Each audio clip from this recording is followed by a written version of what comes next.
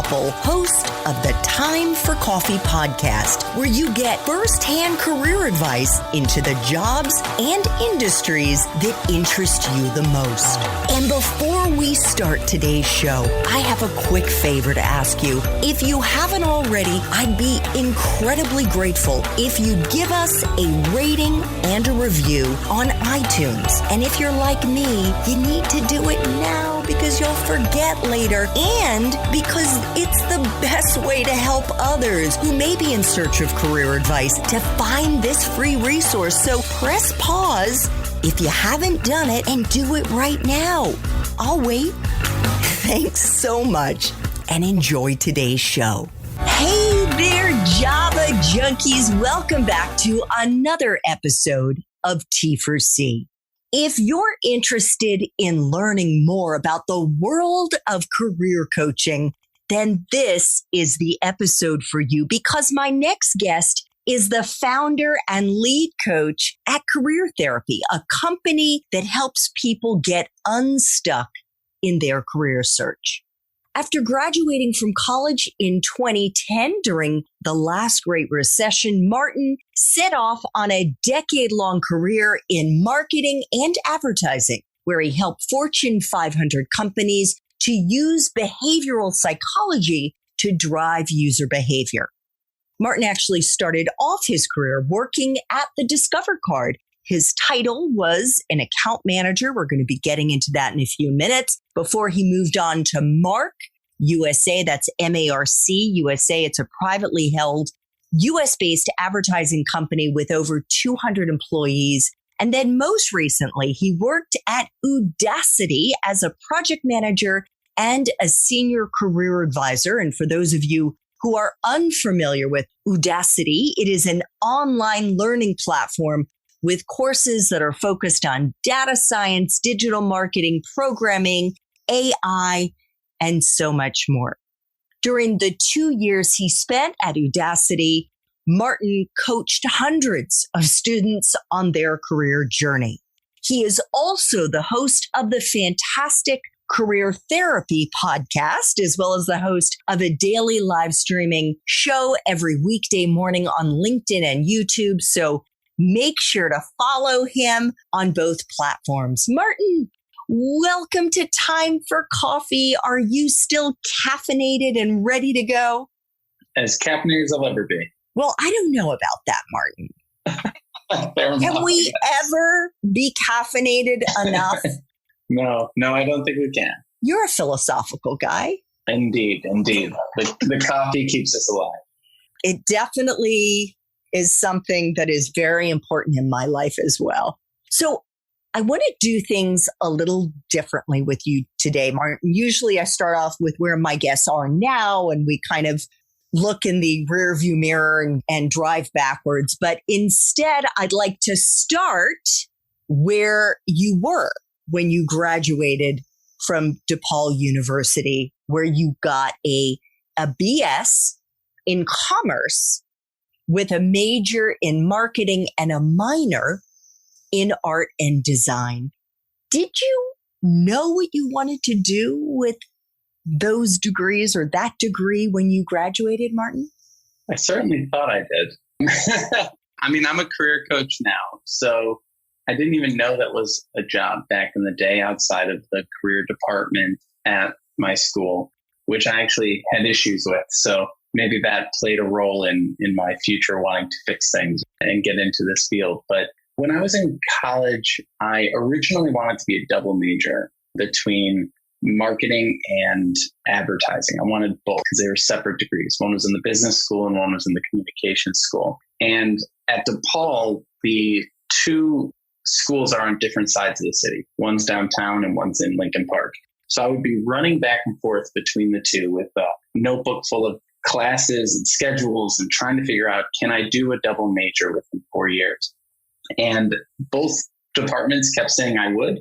And I'd go home and I'd lay everything out on the floor. And I was like, there's no way I can do this. And then I'd go back and they'd say, go to the other one, and be playing phone tag between the two. And eventually I just couldn't make it happen. It would have been over 5 years in school. So I ended up doing art and design as a minor, which really played into my creative side. So I knew I wanted to be designing brands. I knew I wanted to be building marketing materials.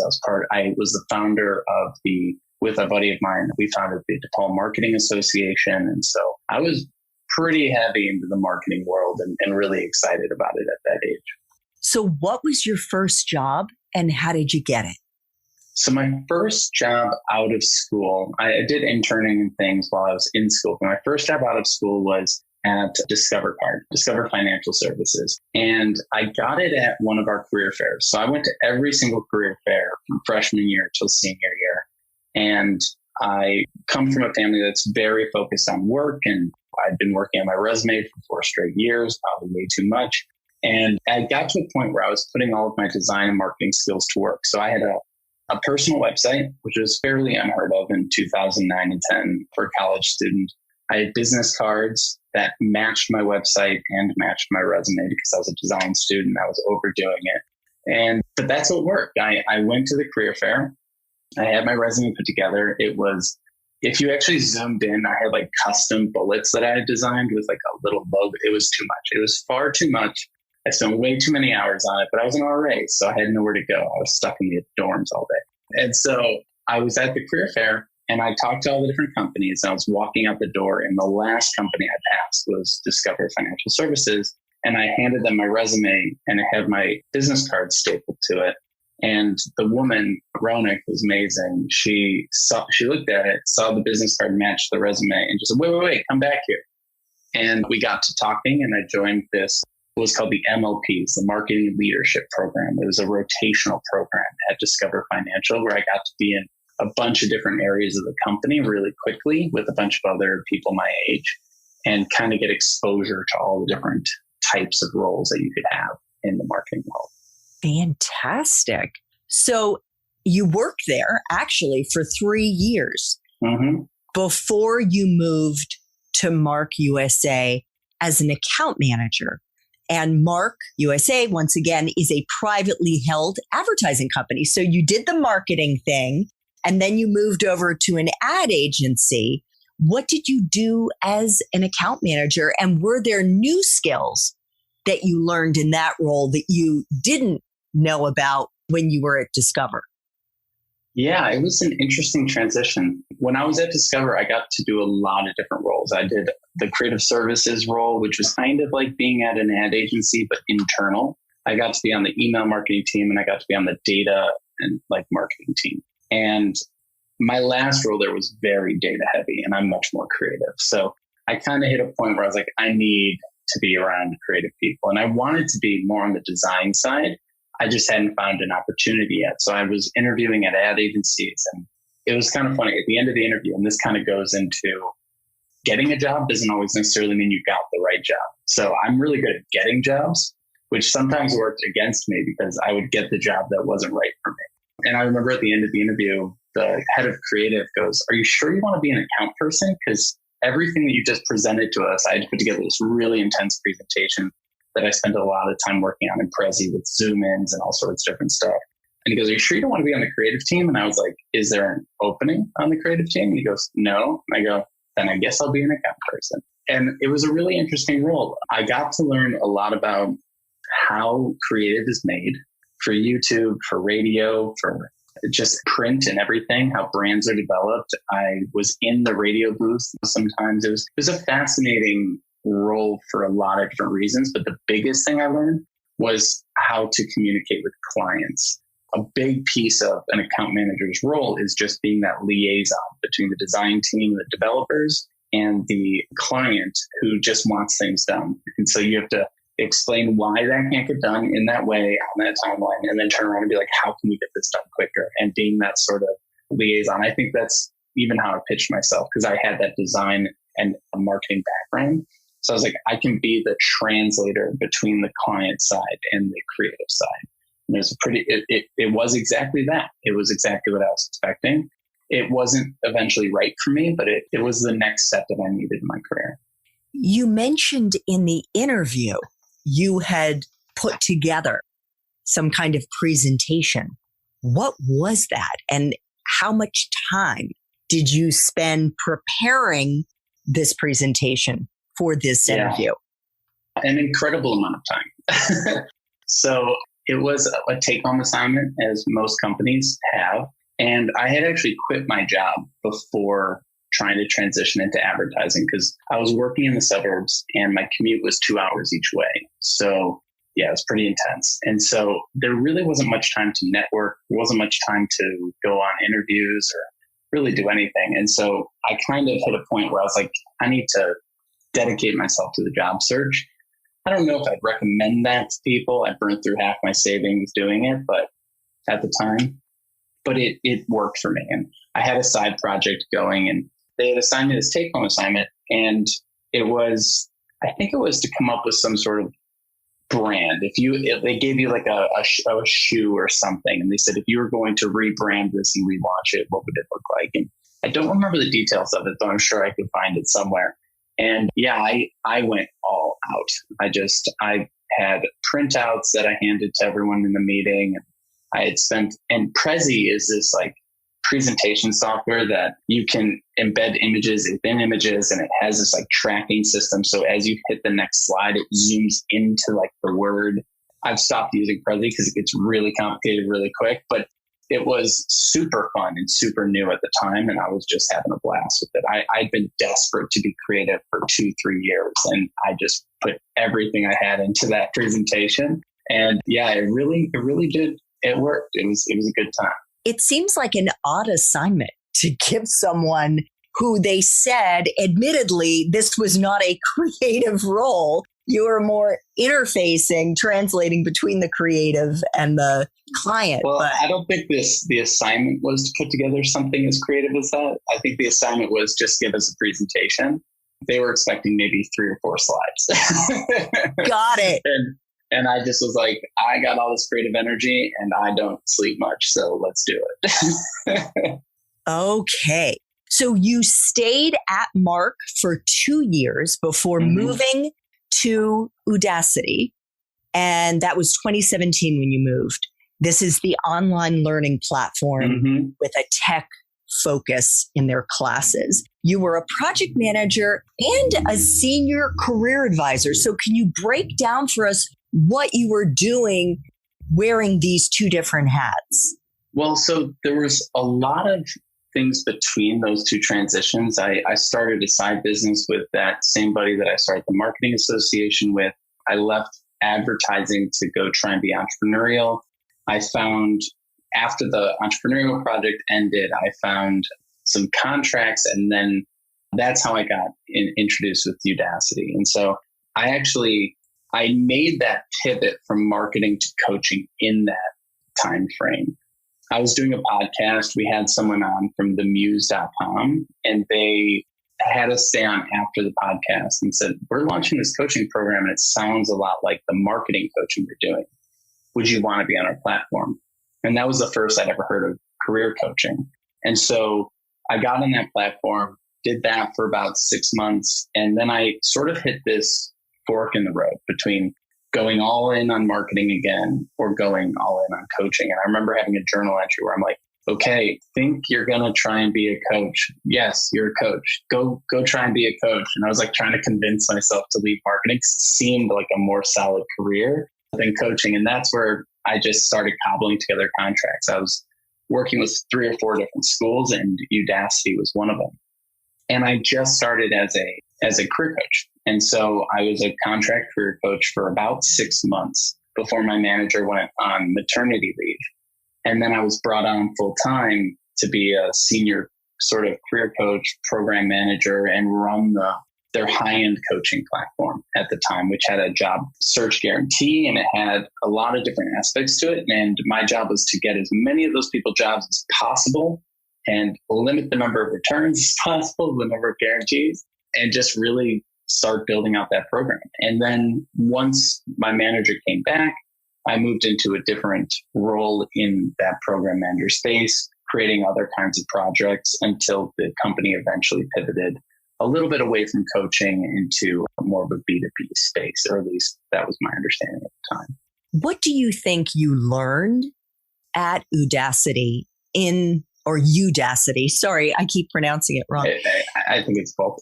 Okay. So what did you learn at that company that you brought with you into your own company, Career Therapy?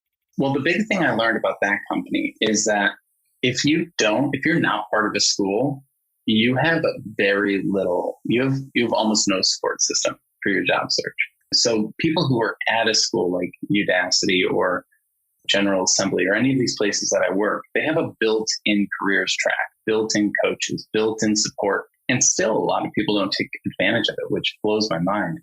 But what I noticed was that if you're not part of one of these schools and paying exorbitant amounts of money, you don't have it, which means you're just alone. And I compared it to my own career transitions when I would quit jobs. And I'm like, it's like really difficult to motivate yourself and keep yourself accountable and all those different things. And so I actually started Career Therapy as a meetup group. That was the whole idea. I had a job. It wasn't even supposed to be anything big. I have like 6 meetup groups. And the Wednesday before the first meetup, we were going to meet at the Chicago Athletic Association. And the Wednesday before the first meetup, I got news that I was being laid off.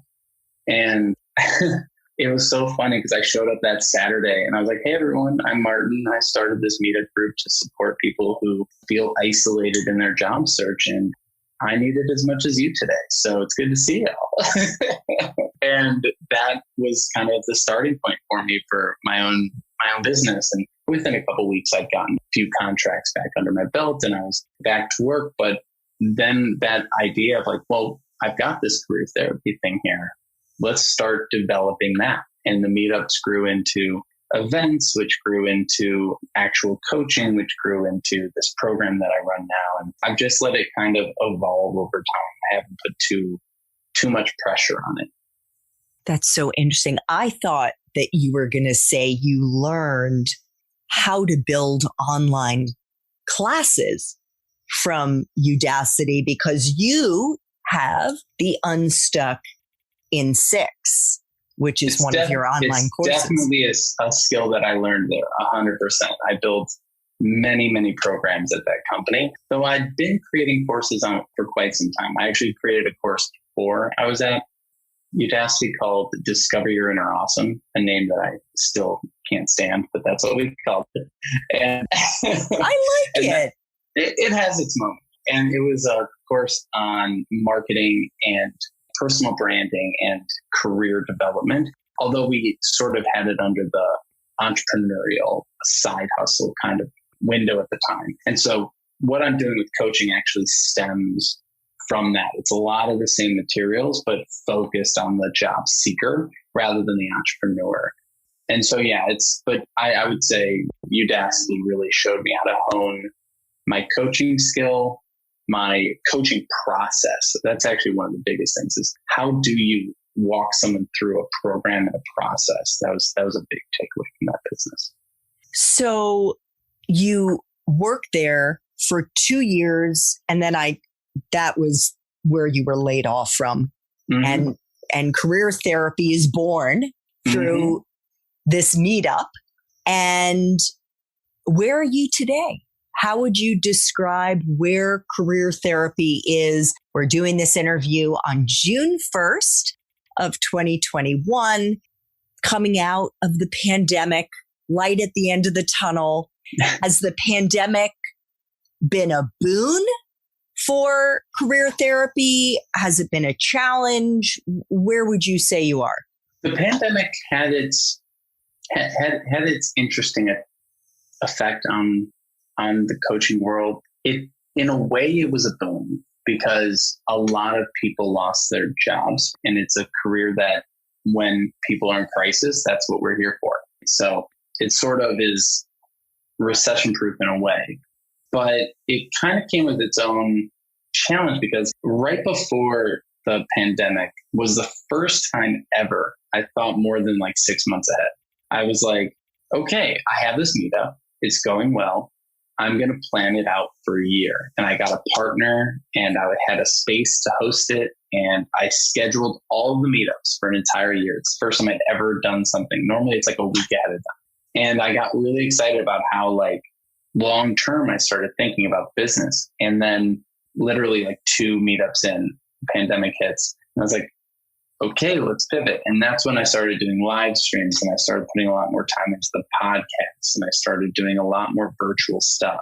And right now, I think where career therapy has gotten to, through a lot of ups and downs, I actually launched a different version of the Unstuck coaching program called the Stress-Free Job Search. It was a much longer program, much more in depth, a lot more touch points with clients. And it overwhelmed people. They were like, I need time to process and put this stuff into effect. So the pandemic was really weird way to put it. But it gave me time to test things and to iterate on things and to kind of remove some of the excess. And now I have this program that has a 3-month, a 6-month, and a month-by-month version. And it's really streamlined. I've really kind of honed it in and found what I like to do and how I like to support people and what they need the most. And now I'm bringing in some more mental health strategic stuff into there as well, like how to keep yourself from going crazy during the job search, because that's the tough part. So right now, career therapy is a mixture of contracts with schools and helping them coach their students, as well as building up this program and trying to make it as great as I can for the folks going through it. Fantastic. One of the things that I've observed, Martin, after interviewing hundreds of professionals and coaching probably around 100 students, not at your level there with hundreds of students you've coached, is that so long as you keep your interests front and center and lean into your strengths, when you look in the rearview mirror, all the dots will line up in a way that it almost seems as if you had it mapped out ahead of time. What would you say? Oh, yeah. I think everything makes sense looking backwards. And that's from coaching so many people who don't feel that way. Almost everyone I coach says, I want to just ignore my previous job and start fresh. And I go, that's fine, but you're going to have a hard time telling that story. I had someone who was a poker player for 4 years and he wouldn't put it on his resume. And I go, why not? He goes, I think it makes me look unprofessional. I go, yeah, until you get the interview with the guy who plays poker every Friday with his buddies. And now you're having the best conversation of your life. Or until you apply for a job at a company that uses gaming theory in their business. And now you are the smartest person in the room. And what's worse, being a man of mystery for 4 years or being a poker player? I think being a man of mystery is a more weird thing. So even my career, I didn't even know what career coaching was. And even when I was doing it, I was teaching marketing and people were using it to get jobs. And I was like, that's interesting. All right, back to teaching my class. And then it sort of got pointed out to me that this is a thing people do. And I was like, oh yeah, I guess it is. Because in college, there were career advisors and things like that. And it's been this slow evolution. So looking backwards, I love human behavior and psychology and mental health and marketing, and all of it now makes sense because I can put those pieces together. And earlier today, I was talking to someone who was an anthropology major and now he's a UX designer. And he goes, well, I just want to leave out the first part. I go, but why are you an anthropology major? He goes, well, because I love studying what makes humans similar and what makes them different. And I go, and what's UX design? He goes, well, finding that sort of thing that really connects the behavior that most people exhibit and designing for that. And I go, exactly. So let's connect these dots and make the story work. And yeah, so for me, it really does make sense looking back. So I could even see it. Obviously, I love coaching. I'm going to keep coaching, but I could see it veering into becoming a therapist, or I could see it going a lot of different ways. And that's to be explored. Who knows? But right now, I'm just focused on building this business and making it as strong as I can. And I think I might have gotten a little way away from your question there, but I hope I circled it well enough. You did a beautiful job circling it. Martin, as you know, most Time for Coffee listeners are college students, young professionals. Are there common pain points that you've observed among the hundreds of young people that you've coached? And if so, what are they? So young people have to deal with their families a lot more and the expectations of their parents and things like that, which I think is a struggle And in a way, I think my advice there is if your parents are still supporting you, then they have a say. If they're not supporting you, then they don't have a say. So a big thing would be, if you don't know what you want to do something on the side. Like I took the corporate job. It wasn't my first choice. It wasn't what I wanted to do. And to be honest, I didn't have a ton of options. That was like the best option I had, and it paid well. So my parents were like, stay there until you die. And I was like, I don't think I could stay here till I die. I can't be in this company for 50 years. I'll go nuts. Now, that being said, I have friends who are still there. It's been 15 plus years. I'm sure they have wonderful retirement accounts and they are fine with life. I'm sure they love it. For me, it would not have worked out well. And so the big thing for me was like, if I'm going to go do my own thing, I need to find a way to do it on my own and then build that sort of thing. And I have to make a case for it. So I think the younger you are, the more you have the influence of family. And that's really tough. And the thing I would say there is you can do both. You can make your family happy until you can get enough distance to go do your own thing while also doing your own thing. And then the other thing is your decisions aren't as important as you think they are. I changed jobs so many times. I did it wrong so many ways. And like everyone I talk to who's younger, like really wants to get it right.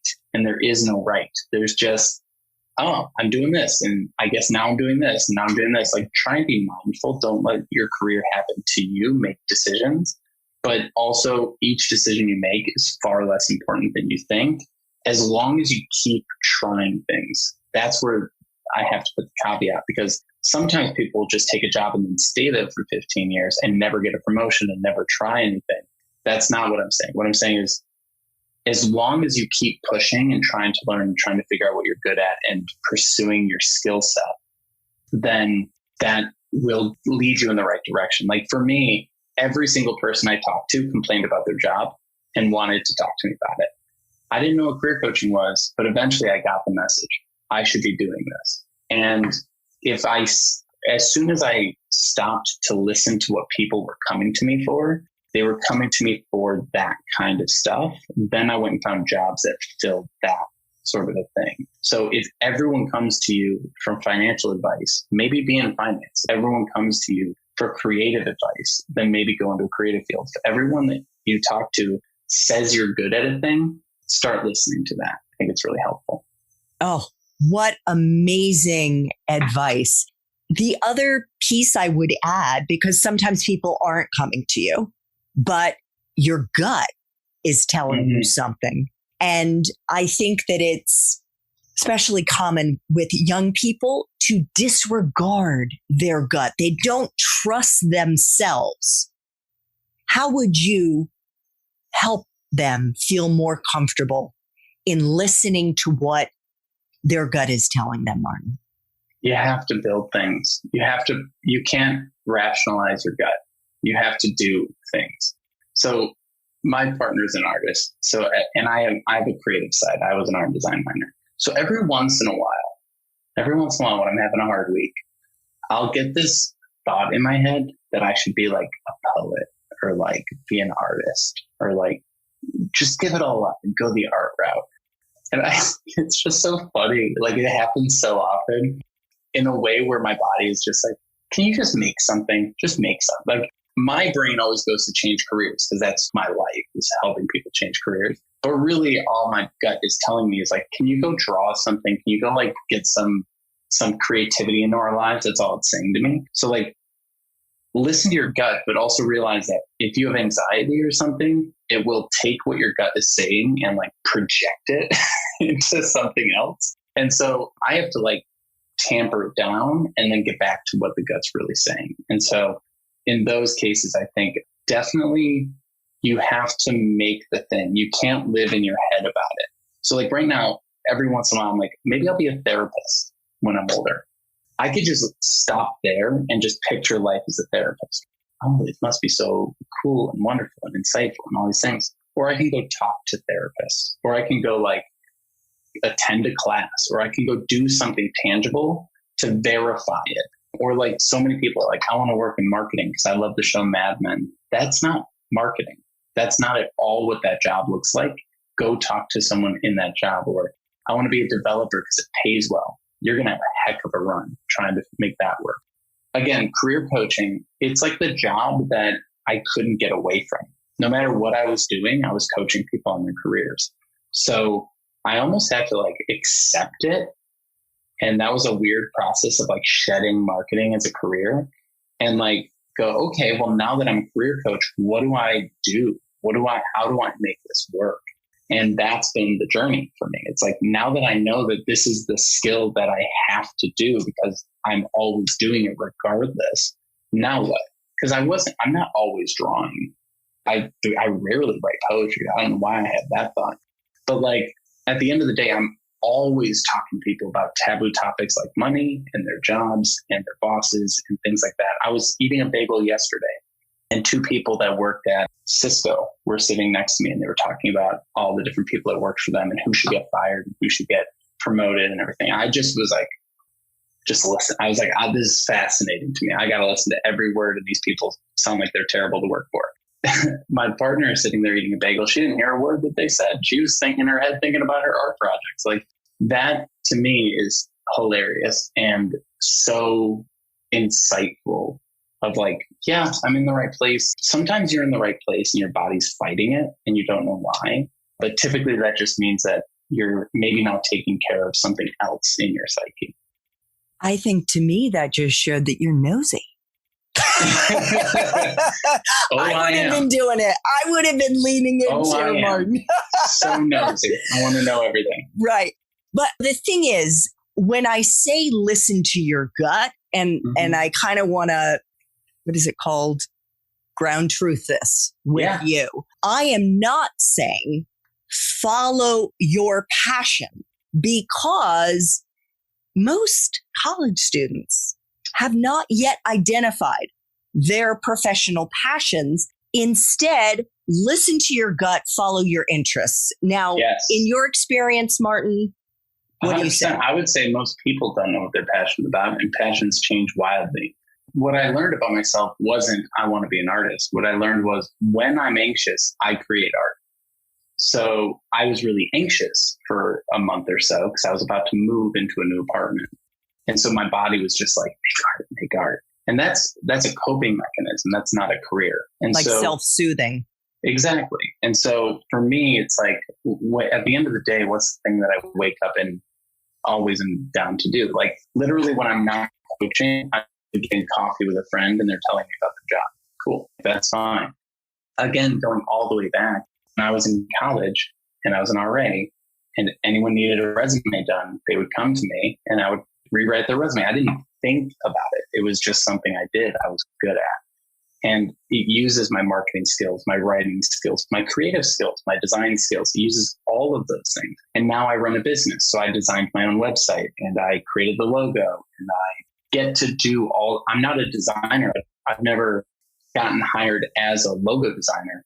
I guess technically I did for like a year, but I'm able to make my own logos. I'm able to make my own podcast. I'm able to make my own things and scratch that itch, so to speak. But again, it comes down to, if you're just up here, you're never going to figure it out. You need to go talk to real people and build real things. And by that, what Martin is saying is you need to do what are known as informational interviews. You need to reach out. You need to connect with people through your alumni. You use LinkedIn to do that. You also can look at people who are in the industries that interest you and identify people at these companies, reach out, connect, ask them for 20 minutes so that you can get a taste of what it's like to do their job and get their advice the way that Martin and I are swapping tips. So as one of my clients said, ethical stalking. Yes, it is. Some people may get annoyed, but it's all good. Like the world is a big place. Keep reaching out. 2 final T4C questions, Martin. Could you share a time in your professional life when you struggled? You've alluded to some of those times when you failed, what society would call failure. I frankly got fired twice in my 40s. I wasn't laid off. I was the big F, fired. And I look back on both those experiences with tremendous gratitude. But the most important point here, Martin, is how you persevered and if there was a lesson that you took away from the experience. So I think when it comes to failing, it's an interesting one because there's so many examples that I could pull from. But I think the toughest transition that I had, which can kind of be looked at as like failing because I couldn't hack it in my first job. There's plenty of people that I started with who are still at that company, who are doing well, and I just couldn't make that work. And so I needed to quit that job. There was some management issues. There was role fit issues. Maybe if I was on a different team with a different manager, things would have gone very differently. But I remember sitting at a coffee shop the day before I went in to quit. And I wasn't going to tell my family because they really just wanted us, I got 4 brothers, wanted some stable jobs that we didn't leave forever. Which is funny because my father's an entrepreneur too. But anyway, I was sitting there and I wasn't going to tell them, but I had a buddy with me and I was kind of freaking out. I was having this really hard night of like, should I do this? Shouldn't I do it? What's going to happen? Is my whole career going to be over? I've just graduated college like 3 years ago. What's going to happen? And I remember I was told I was committing career suicide at the time, and it hit really hard. And it almost stopped me from doing it. But I had a buddy who turned to me and he goes, really? You think, he's like, you're 23 right now. You think for the next 60 years, you're not going to be able to find another job. And I go, oh, that's actually a really good point. Of course I'll find a job in 60 years. It was one of those like absurd comments that once you think about it, you're like, oh, this isn't nearly, but it was still very tough. It was not nearly as big of a deal as it was being made out to be, but it felt like such a big deal at the time. It felt like a failure. It felt like I couldn't make it work.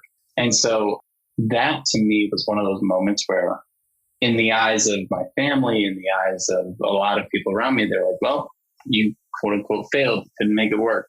And I spun it as well as I could. I was going to go do some consulting and different things like that. And I had a little small business that I was running. I spun it as best I can. But truthfully, I couldn't make that work. And for the next 6 months, I was trying to transition into that advertising space. And it was really, really hard. And every day was like panic attacks and just like insomnia and no sleep and just like all the extremes, right? You wake up, you have a great interview, but then you don't hear back. Everything that everyone I coach that's going through right now, I had that for 6 straight months while burning through my savings in a very expensive apartment in Chicago, just going crazy. And I think what I learned from that is 1, I don't have to do everything that's expected of me.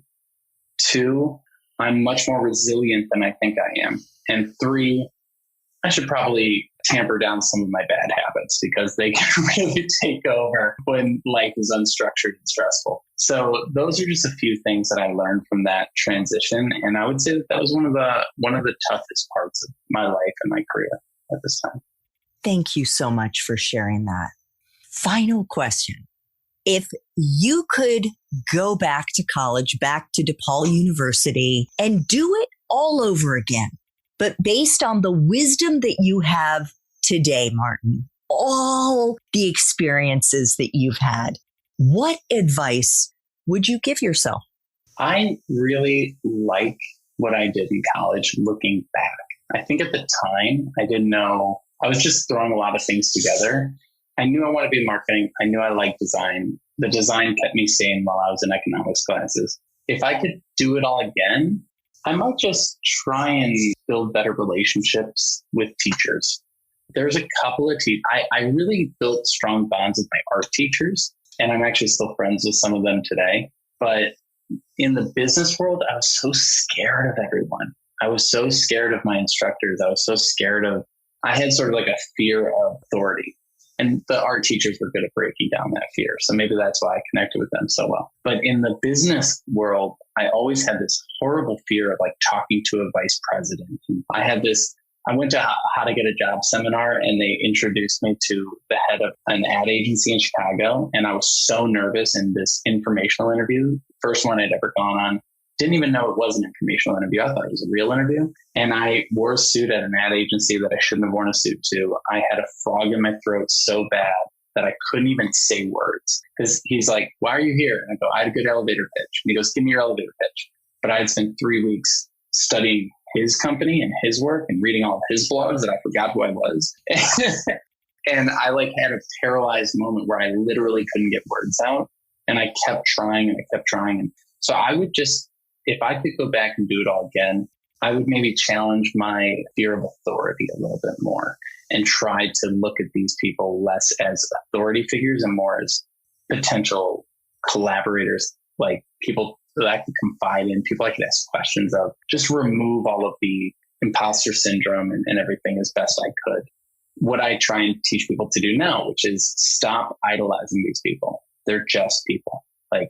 Just talk to people. Everyone's figuring it out. But I had such a fear of that authority that it sort of paralyzed me a lot. And so that would maybe be something I would challenge.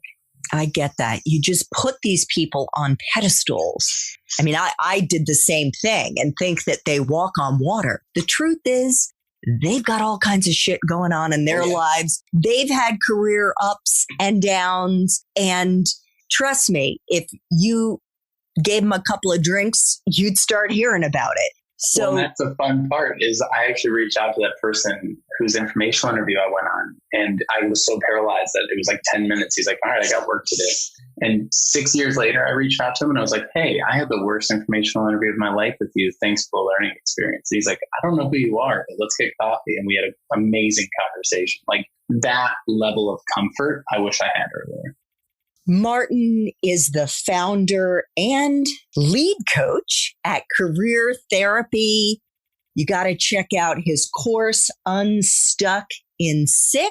He is also the host of the wonderful podcast by the same name, Career Therapy, and he hosts a morning show both on YouTube and on LinkedIn that live streams every weekday morning. So make sure to follow him on both platforms. Martin, I want to thank you so much for making time for this coffee chat, for making time for coffee today with me and the Time for Coffee community.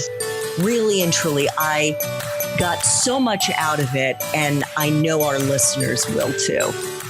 Thank you for having me. Thanks so much for listening to this latest episode of T4C.